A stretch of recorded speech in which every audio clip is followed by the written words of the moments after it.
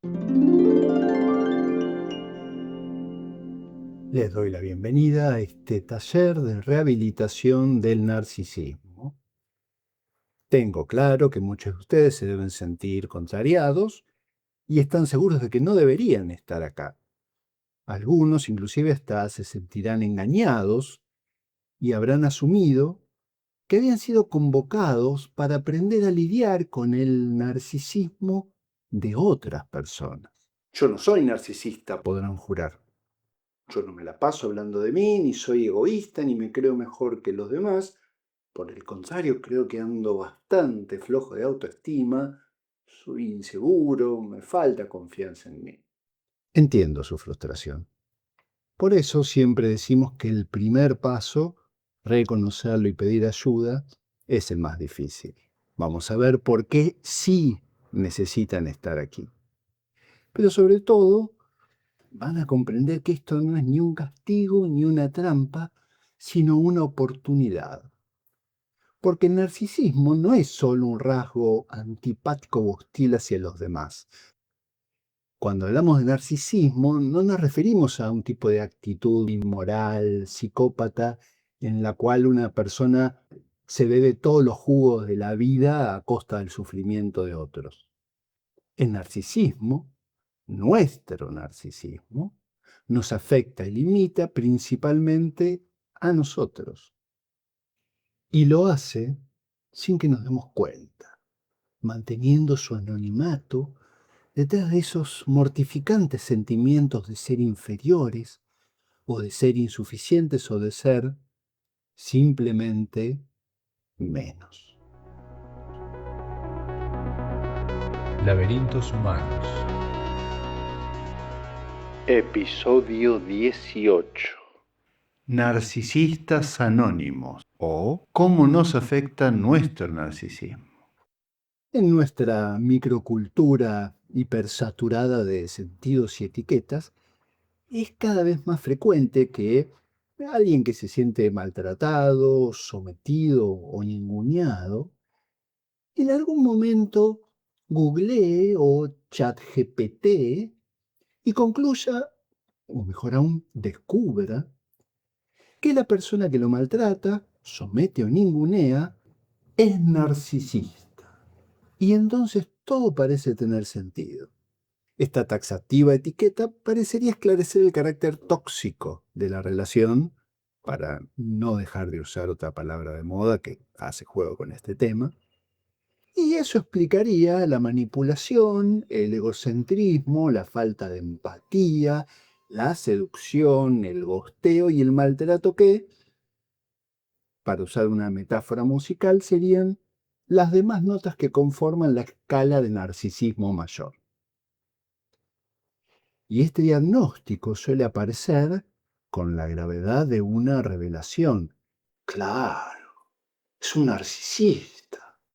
Y la noticia es transmitida con solemnidad a familiares y amigos que comparten el estado de shock como si se estuviera hablando de un vampiro.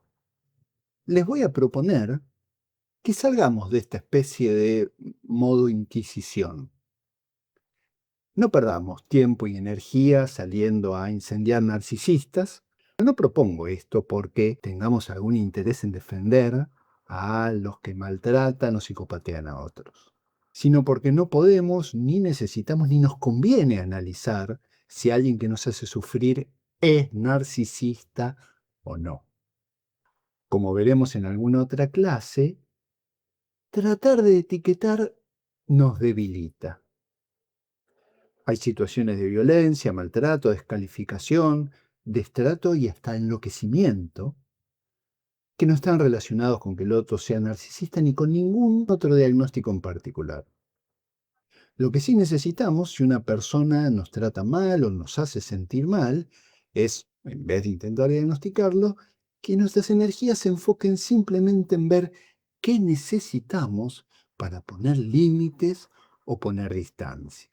Por otra parte, para nuestros fines, para poder reconocer y trabajar con nuestro narcisismo, es fundamental que dejemos de demonizarlo. Aunque a los aquí presentes les pueda dar alivio imaginar que existe una línea clara que divide a los narcisistas de librito de los normales, así como también divide a los buenos de los malos. No hay realmente ningún abismo que separe a unos de otros.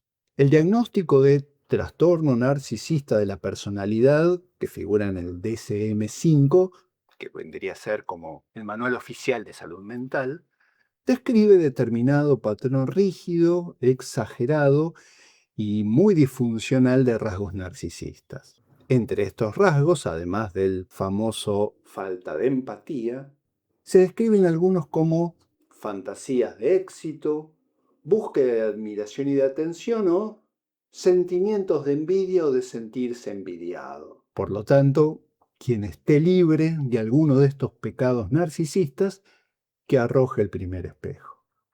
Ahora, tampoco es para que nos horroricemos y exclamemos con espanto: «Oh, lamentablemente, debo confesar que han sido hallados en mí abominables rasgos narcisistas». Consideremos además que a diario no consumimos otra cosa que mensajes que constantemente nos alientan e incentivan estos rasgos.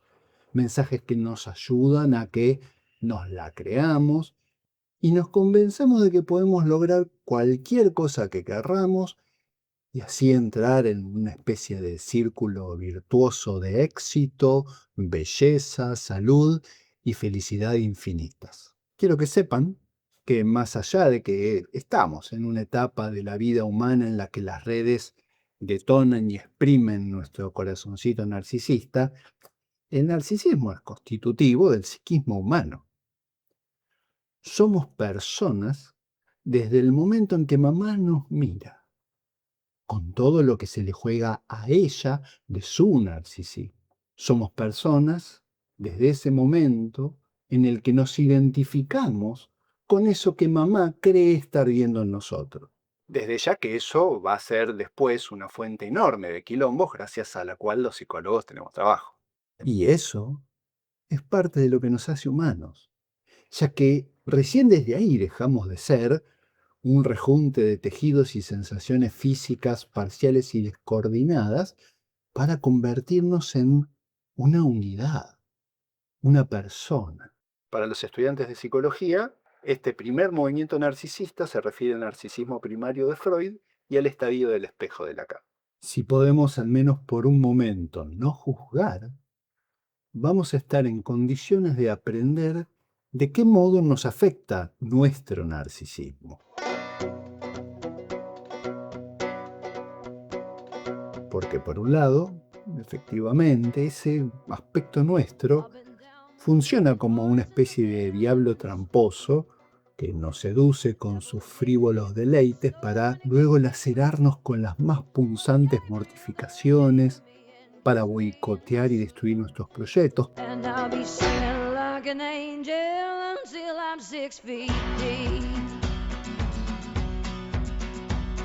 Pero, a la vez, el narcisismo no es solo un infierno del que no podemos escapar por nuestra condición humana. El narcisismo también es el cielo.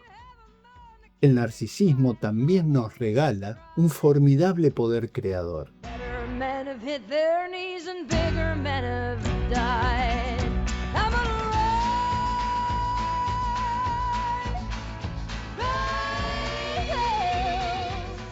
No existe una fuerza de motivación más grande que el narcisismo.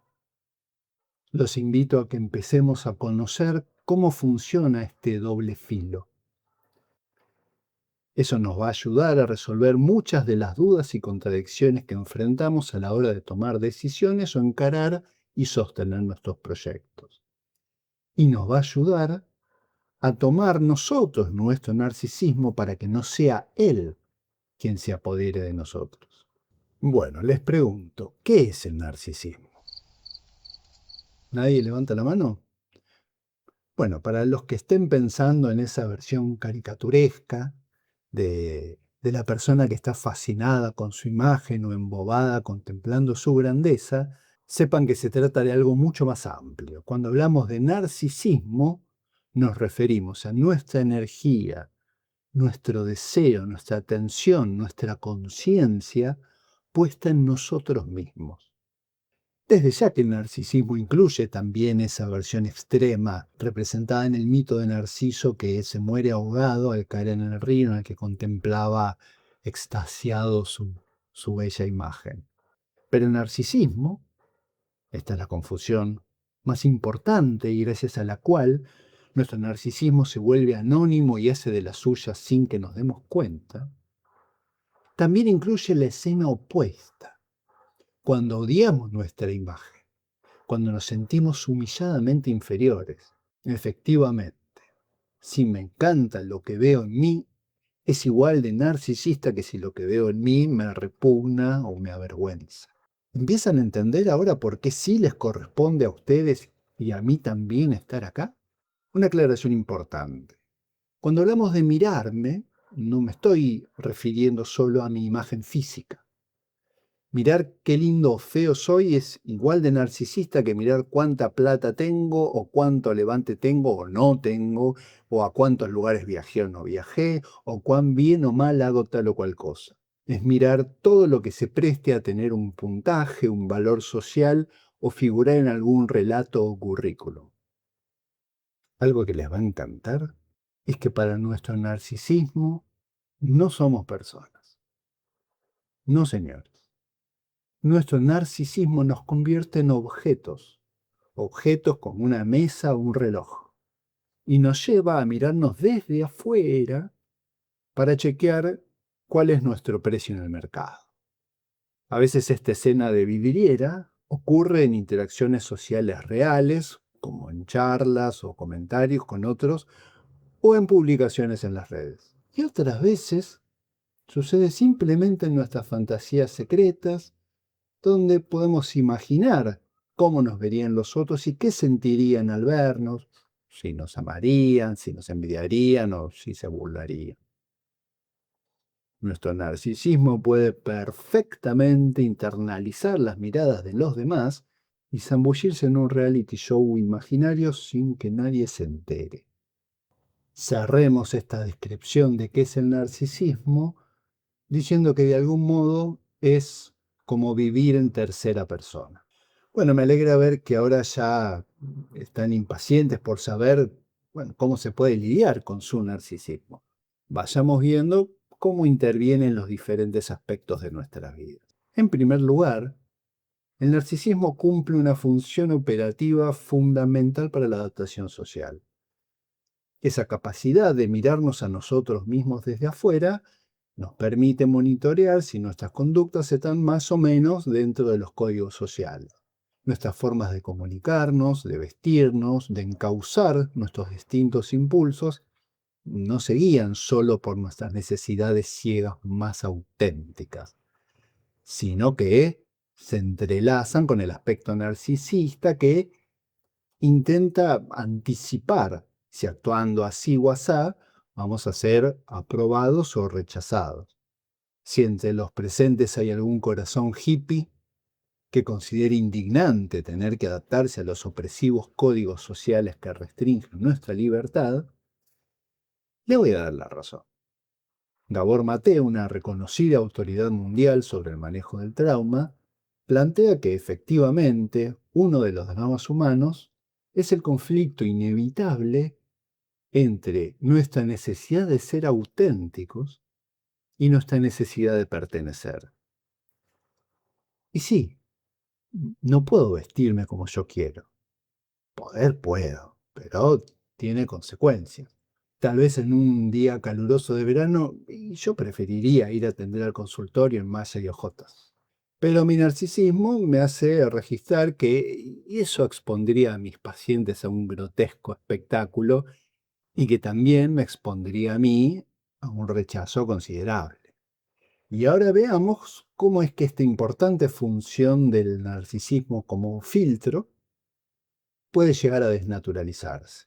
Una cosa es que yo acepte sacrificar parte de mi autenticidad para poder pertenecer, y otra es que, ya sea por un miedo exagerado a ser rechazado, o simplemente porque me resultó muy delicioso ser reconocido y aplaudido, me pierda en una especie de Narnia narcisista y me desconecte de mí y me autosometa a vestimentas, calzados o tratamientos estéticos torturantes. Ahora, sobre esto no hay ningún porcentaje de mezcla correcto. Y cuánto priorizamos un aspecto y cuánto priorizamos otro es una decisión que tomamos todos los días y que en parte determina qué estilo de vida tenemos y qué calidad de vida tenemos.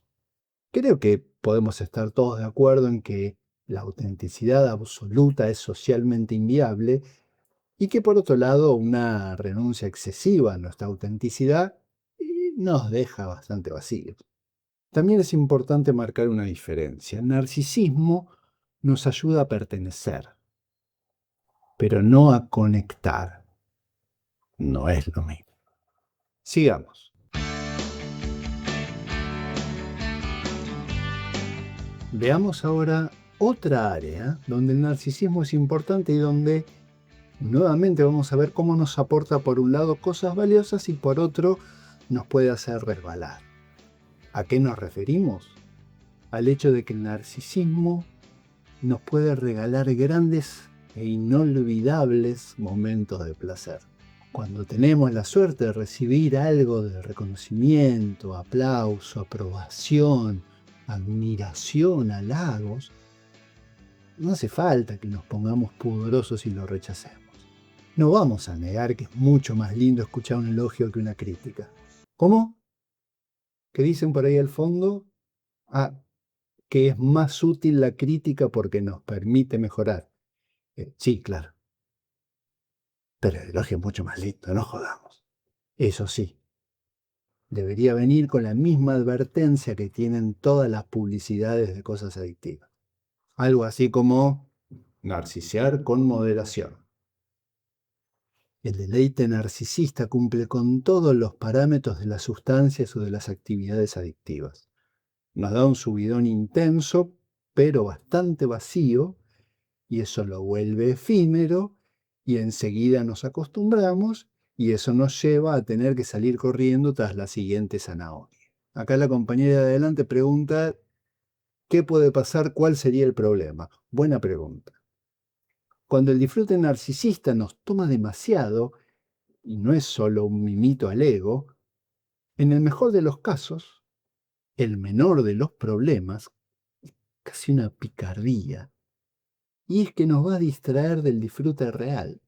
Imaginen que estoy ante un paisaje hermoso, y lo veo, sí, y me conmueve, pero enseguida dejo de prestar atención al paisaje para empezar a mirarme a mí y a celebrar mi gloriosa hazaña turística, y aunque solo le dedique unos segunditos a tomarme la selfie, mi corazón en parte ya no va a estar ahí impregnándose del paisaje.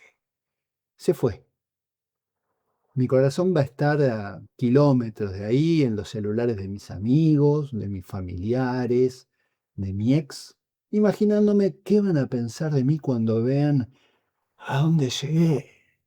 Y esto se aplica a cualquier situación placentera, haya o no haya una selfie real.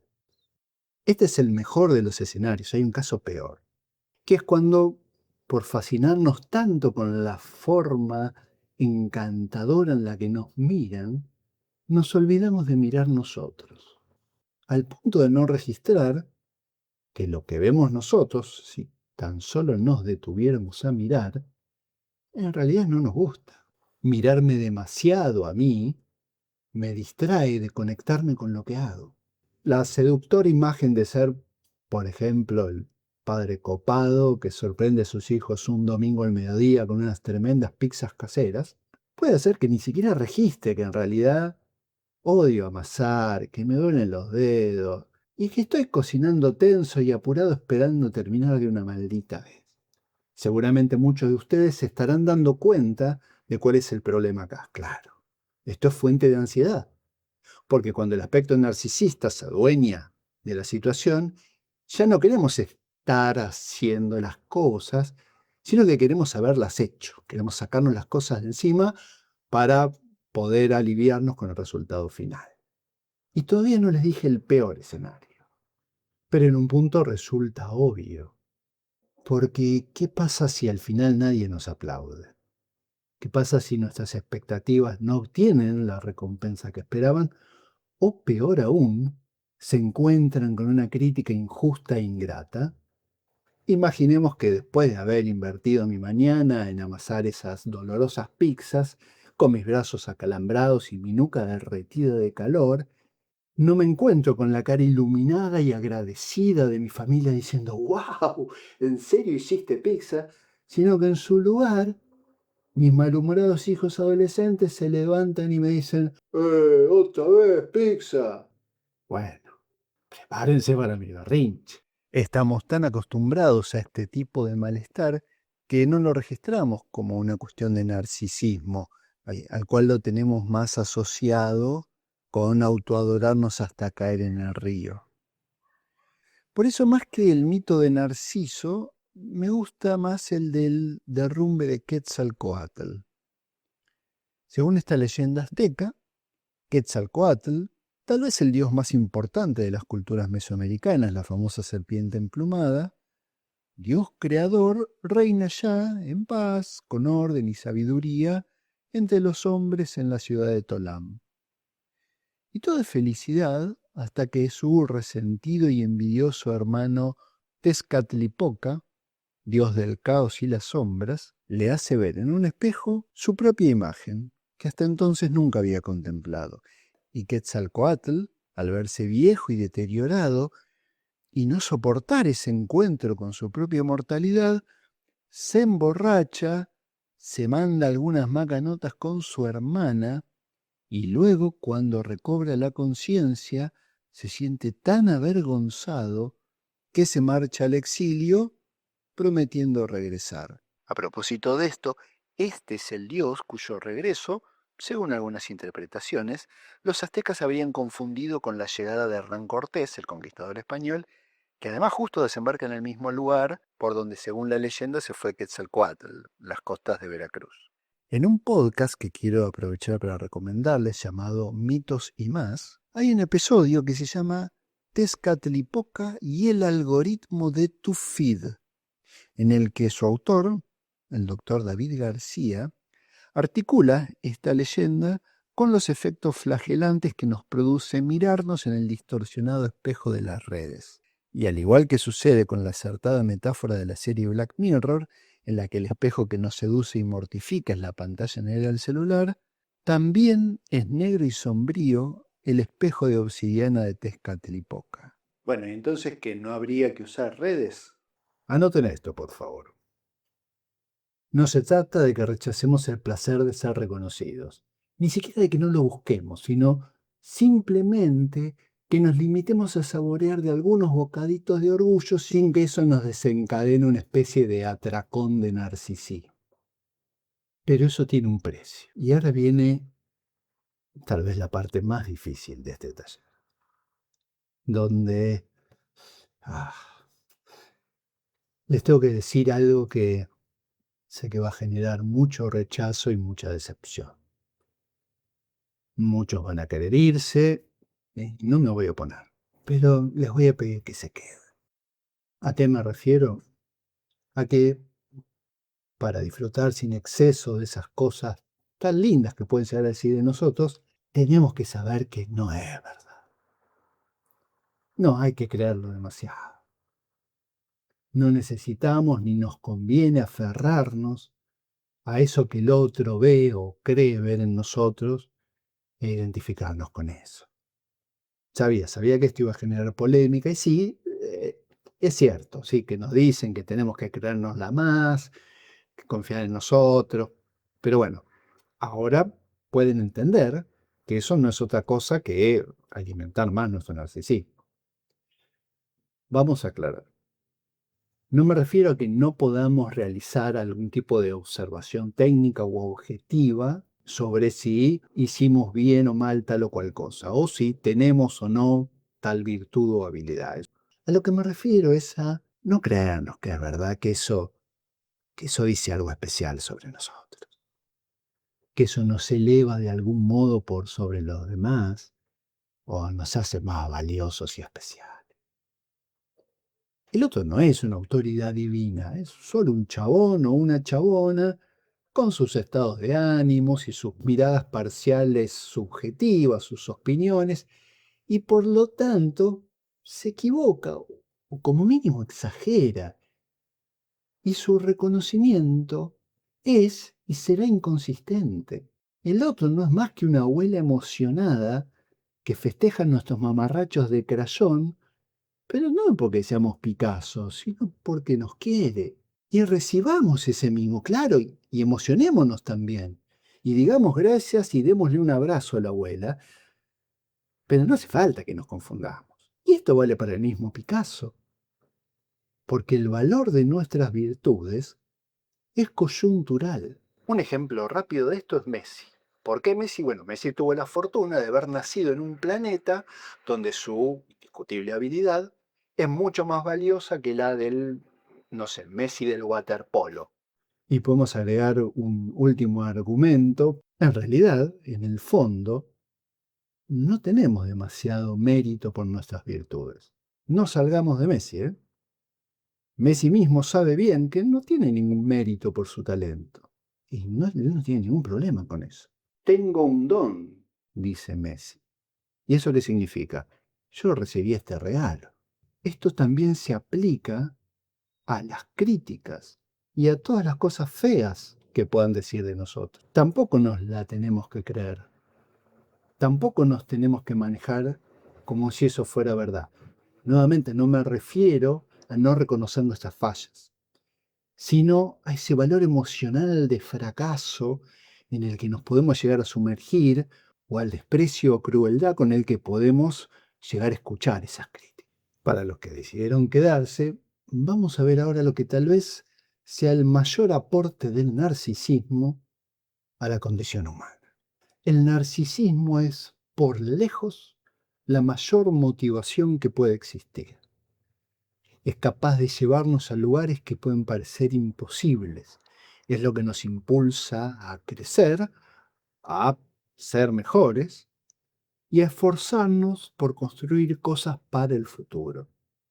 Quiero ser ingeniero, quiero bajar 20 kilos, quiero ser deseado, quiero tener un yate, quiero ser pianista y dar conciertos, quiero correr una maratón, quiero ser una gran actriz.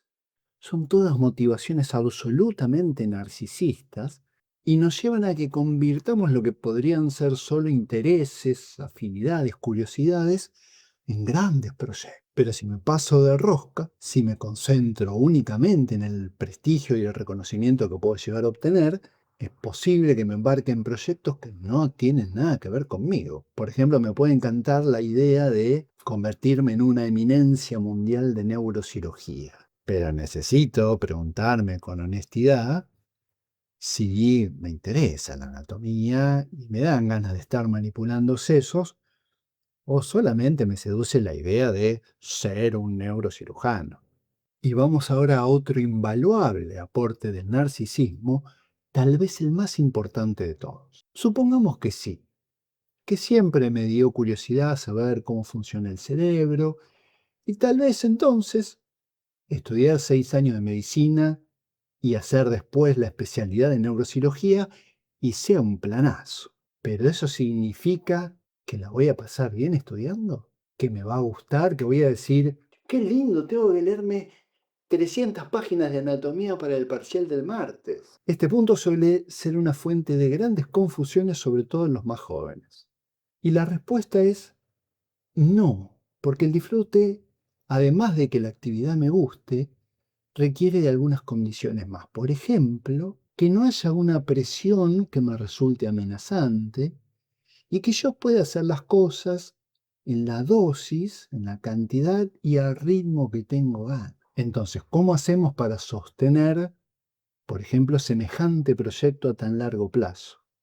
Bueno, acá es donde nuestro narcisismo se convierte en héroe. ¿Por qué?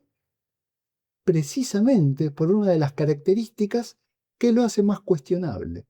Como dijimos, el narcisismo nos desconecta de nuestra autenticidad.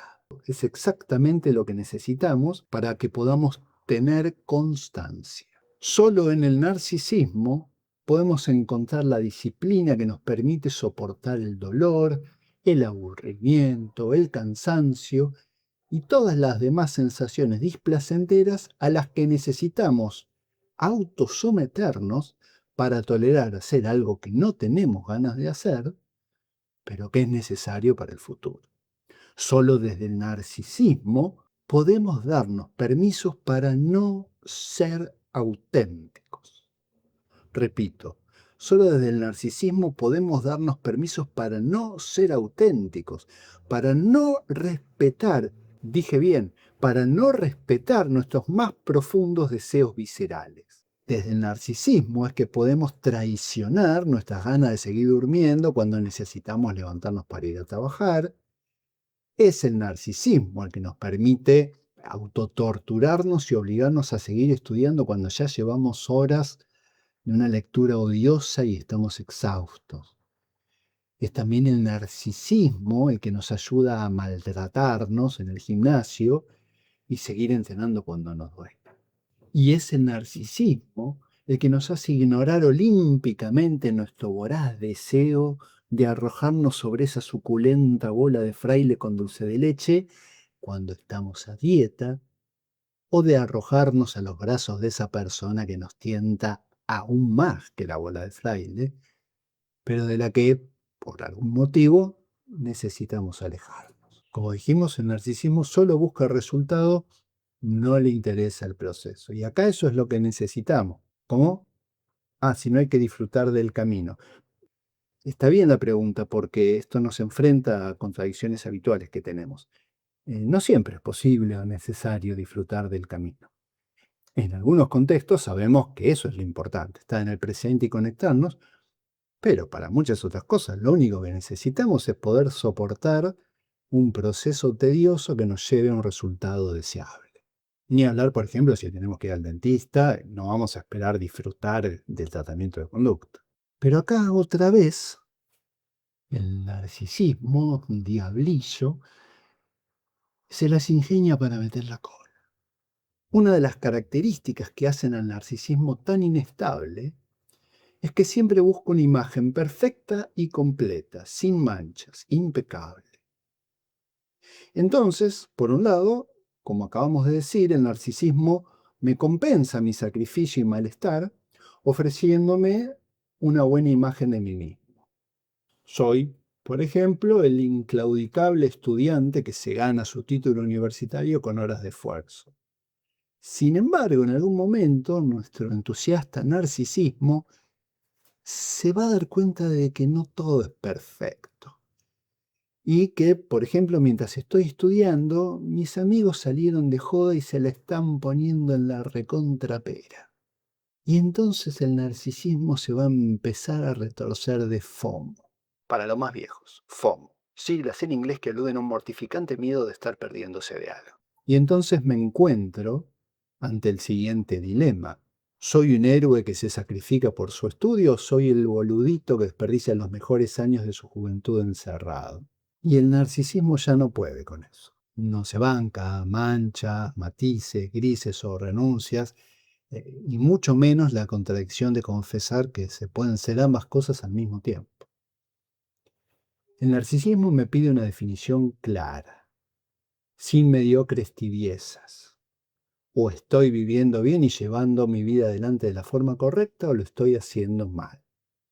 Y cuando pasa esto, es muy posible no solo que deje de estudiar en ese momento, sino que deje la carrera.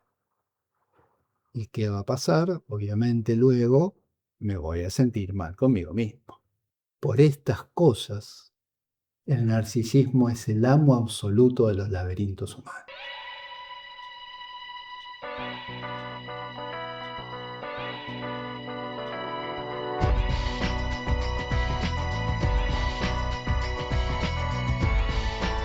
Es tan indispensable como traicionero y aún no vimos lo más fuerte.